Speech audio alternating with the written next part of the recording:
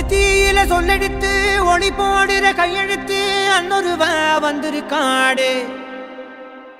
பல போர்பட இருக்கலாம் எதிர்பார்த்தது இவனைத்தான் ஒருவ வந்திருக்காடு. களமோ அவன் மூச்சரிய மயிர்கால்களும் கூச்சரிய வச்சம் அவன் வந்திருக்காடு. அட நம்ம நினைச்சது நடந்துருமா, சிங்கம் மறுபடி திரும்புதம்மா. முன்ன ஒரு கதை இருந்ததம்மா, இப்ப உரு கொண்டு இறங்குதம்மா. நட்சத்திரம் ஒண்ணு தெரியுதம்மா, நின்ன இடம் பத்தி எரியுதம்மா. அச்சம் கொண்ட மனம் ஒரு வரமா, அந்த ஒருவன அடையுதம்மா.